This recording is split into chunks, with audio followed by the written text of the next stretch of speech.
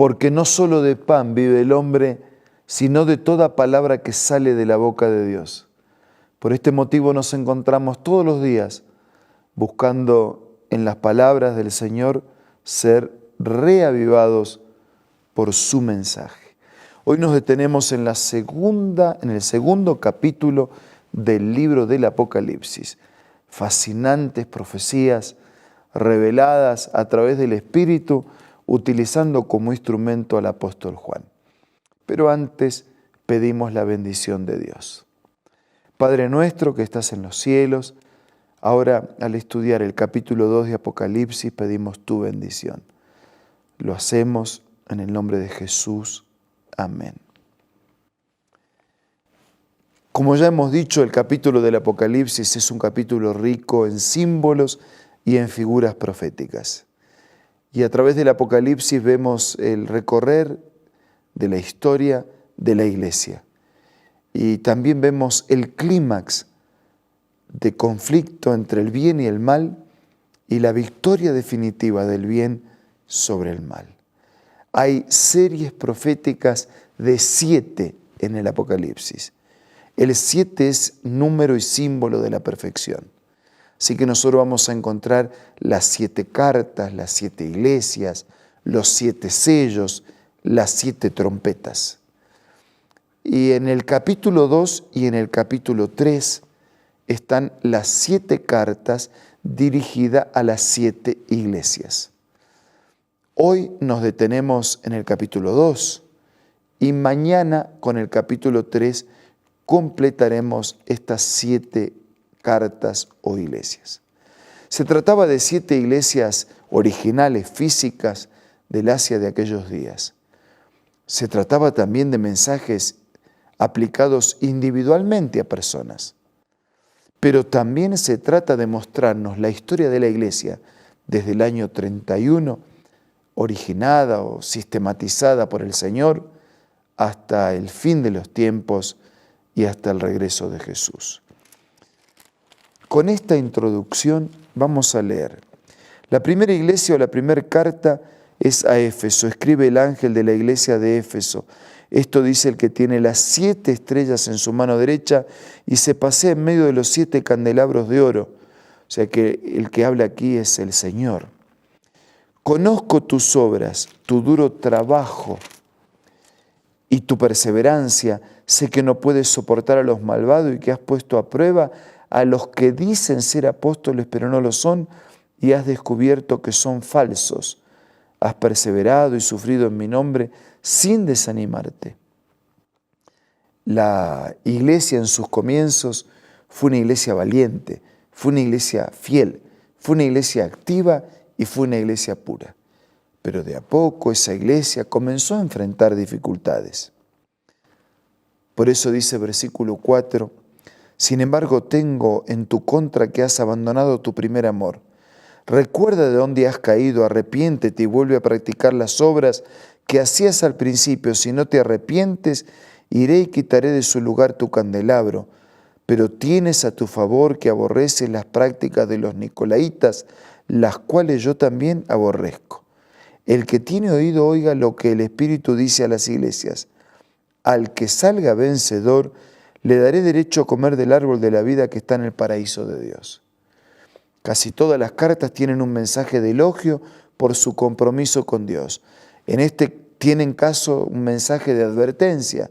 No pierdas tu primer amor. Te elogio porque rechazas a los que rechazan al Señor y a los que defienden la verdad. Y también tiene un mensaje para los vencedores. El vencedor le daré derecho a comer del árbol de la vida que está en el paraíso de Dios. El pecado nos impidió seguir comiendo del árbol de la vida allá en el Edén, pero los vencedores van a volver a comer del árbol de la vida. Después de esta primera etapa en la historia de la iglesia, comienza una segunda etapa bajo la figura de la iglesia de Esmirna. Era una iglesia física, real, pero también era un símbolo de esta segunda etapa. ¿Cómo fue esta segunda etapa de la historia de la iglesia? Versículo 8. Escribe el ángel de la iglesia de Esmirna. Esto dice el primero y el último, el que murió volvió a vivir. Conozco tus sufrimientos y tu pobreza. Sin embargo, eres rico. Sé cómo te calumnian los que dicen ser judíos, pero que en realidad no son más que una sinagoga de Satanás. No tengas miedo de los que está por sufrir.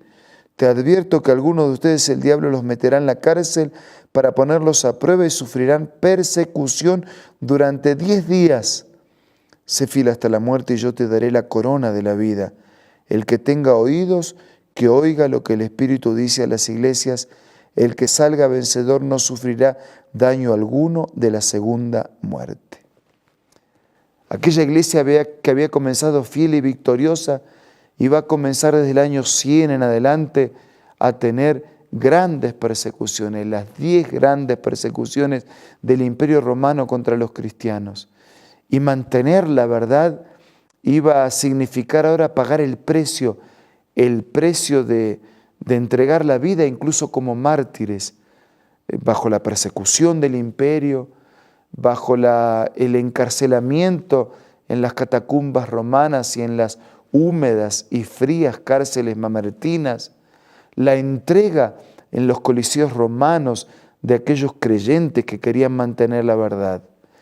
Y el Señor le dice, pueden matar tu cuerpo, pero no te van a poder matar para siempre, porque de esta muerte primera podemos resucitar para tener la vida definitiva, pero de la muerte definitiva ya no hay más retorno. Podrán hasta quitarte la vida, pero no podrán quitarte el milagro de la resurrección.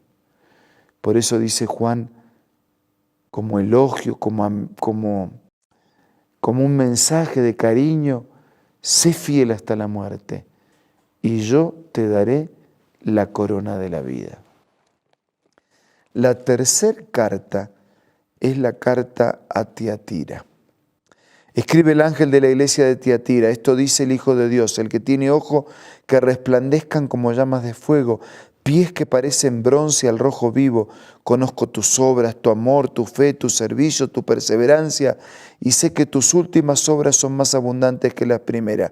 Sin embargo, tengo en tu contra que toleras a Jezabel, esa mujer que dice ser profetisa.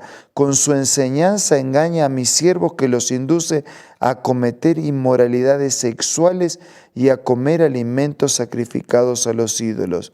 Le he dado tiempo para que se arrepienta de su inmoralidad, pero no quiere hacerlo.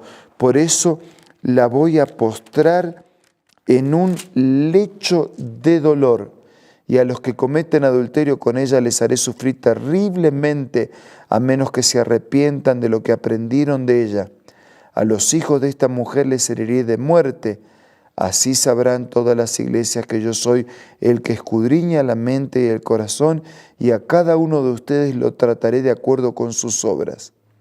Ahora al resto de los que están en Tiatira, es decir, a ustedes que no siguen esta enseñanza, ni han aprendido los mal llamados profundos secretos de Satanás, les digo que ya no les impondré otra carga. Eso sí, retengan con firmeza lo que ya tienen hasta que yo venga, y al que salga vencedor y cumpla mi voluntad hasta el fin, le daré autoridad sobre las naciones. Así como yo lo he recibido de mi Padre, gobernará con puños de hierro, los hará pedazos como a vasijas de barro. Le daré la estrella de la mañana. El que tiene oídos, oiga lo que el Espíritu dice a las iglesias. Esta iglesia de Tiatira, física, real de aquel tiempo, iba a representar otra etapa en la historia de la iglesia. Allí desde el año 300 en adelante, cuando iban a comenzar a mezclarse los conceptos y la doctrina de Dios con conceptos y doctrinas paganas, ilustradas por Jezabel y sus inmoralidades, esos adulterios espirituales en lugar de estar casados fielmente con Dios, jugar, ¿no? Y tener otros dioses y cometer adulterios espirituales e inmoralidad espiritual que nos terminaban o que terminaban a la gente de aquellos días haciendo dejar a Dios a un lado y casándose con otros dioses. Pero dicen, para quienes pueden vencer este contagio, para quienes pueden dejar de casarse con la inmoralidad y con el paganismo, para quienes pueden mantener firme y fiel su conducta y su vida con la doctrina pura del Señor, para quienes pueden pagar el precio.